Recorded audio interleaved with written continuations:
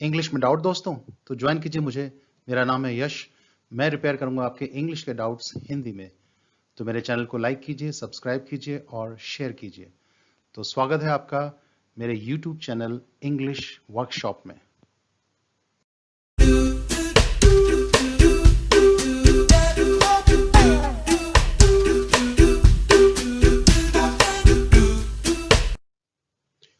आज English workshop में करते हैं वोकैबुलरी विथ प्रोनाउंसिएशन पार्ट 3। तो शुरू करते हैं आज का सफर।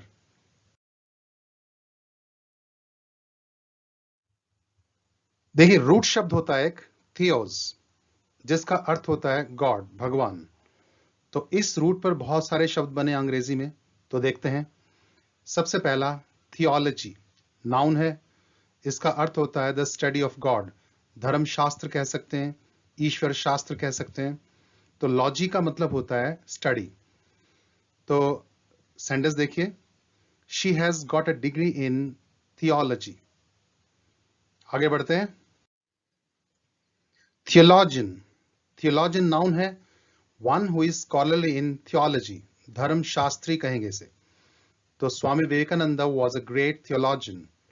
ये सेंटेंस का थियोलॉजिकल ये एडजेक्टिव हो जाएगा। तो कनेक्टेड विथ थियोलॉजी यानी धर्मशास्त्र संबंधित। तो जैसे सेंटेंस देखिए, we are going to attend a theological seminar. तो ये सेंटेंस बन जाएगा इसका। तो इनमें भी थियो लगा है। तो आगे बढ़ते हैं। थियोसॉफी, थियोसॉफी ये नाउन है, a system of knowing God by means of meditation. तो अध्यात्म विद्या कहेंगे इसे। तो ऐसी पद्धति जिसके माध्यम से हम ये जानते हैं भगवान को हम कैसे जाने, मेडिटेशन से, योग साधनाओं से। तो फ्यू पीपल अंडरस्टैंड थियोसॉफी। ये सेंटेंस है इसका। थियोसॉफिस्ट, थियोसॉफिस्ट कौन हो जाएगा? One who practices theosophy. तो अध्यात्म विद्यावादी कहेंगे इसे हम, जो इस पर चलता हो या इसको मानता हो। तो देखिए, Annie Besant was one of the greatest theosophist in the world. ये एनी बेसेंट की तस्वीर है। थियोमेनिया, मेनिया का मतलब पागलपन होता है। ये पूरा शब्द नाउन है। Madness of believing oneself to be God, धर्मोन्माद कहेंगे इसे। तो lots of religious gurus are smitten by theomania. बहुत सारे धार्मिक गुरु वो धर्मोन्माद से ग्रसित हैं। ऐसी थियोमेनियाक हो जाएगा, नाउन हो जाएगा, one who believes oneself to be God. धर्मोन्माद ऐसा व्यक्ति जिसे लगता है मैं भगवान हो गया हूं। तो the theomaniac and rapist is behind bars now. ये सेंटेंस है इसका। थियोक्रेसी, कृषि तंत्र होता है यानी धर्म तंत्र, government run by religious leaders. तो ये theocracy often gives rise to communal disputes. ये सेंटेंस बन जाएगा इसका।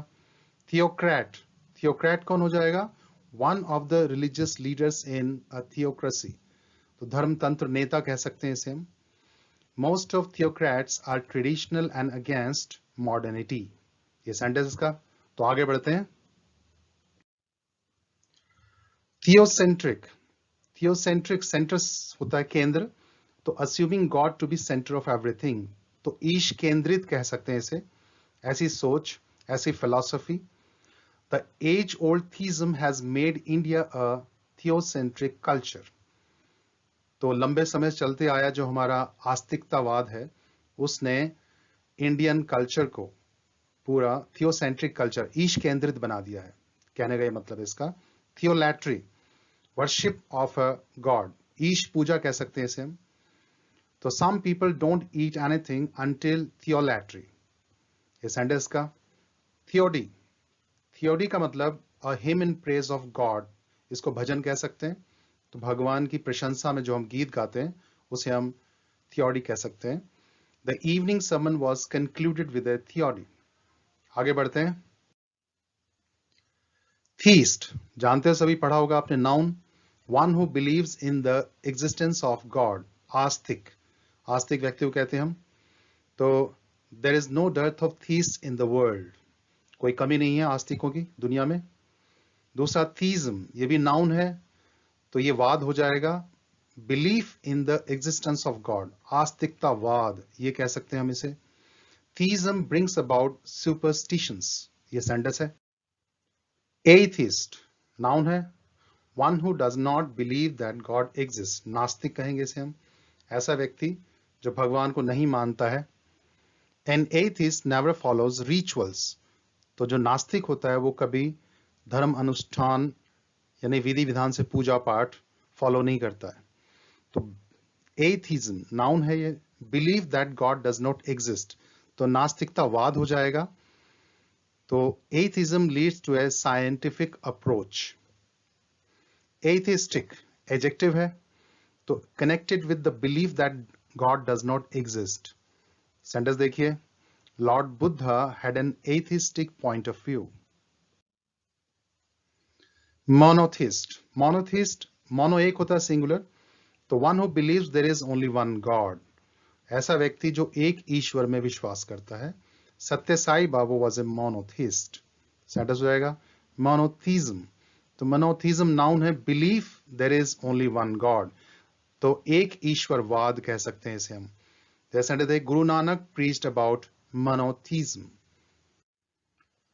पॉलीथीस्ट, तो पॉलीथीस्ट नाउन है, पॉली मैंने बहु बहुत सारे, one who believes there are many gods, तो बहु ईश्वरवादी कह सकते हैं इसे हम हिंदी में, तो बहुत सारे भगवानों में विश्वास करता है जो. The Hindu scriptures have made people पॉलीथीस्ट, तो हिंदू शास्त्रों ने लोगों को पॉलीथीस्ट यानी बहु ईश्वरवादी बना दिया है. तो पॉलीथीज्म ये नाउन है, तो believe there are many gods, तो बहु ईश्वरवाद कह सकते हैं इसे हम. तो सेंटेंस देखिए, many seekers go ashtray because of polytheism, यानी बहु ईश्वरवाद के कारण बहुत सारे खोजी भटक जाते हैं. पैनथीस्ट, पैन होता है सर्व, सबको मिलाकर, पैनथीस्ट, तो one who believes god is present in all natural things, one who worships all gods, तो ब्रह्मवादी कह सकते हैं ऐसा व्यक्ति जो पूरे प्रकृति में भगवान को देखता हो, कण कण में भगवान को मानता हो. जैसे Albert Einstein is considered to be a pantheist. Pantheism noun है, belief that God is present in all natural things, belief in all gods. ब्रह्मवाद कह सकते हैं इसे हम. The lecture at the seminar was a perfect combination of science and pantheism. Pantheon ये collective noun है, all the gods of a nation. Devgan कह सकते हैं, तो एक राष्ट्र के सभी देवी देवताओं, सभी भगवानों का समूह उसे कहा जा सकता है.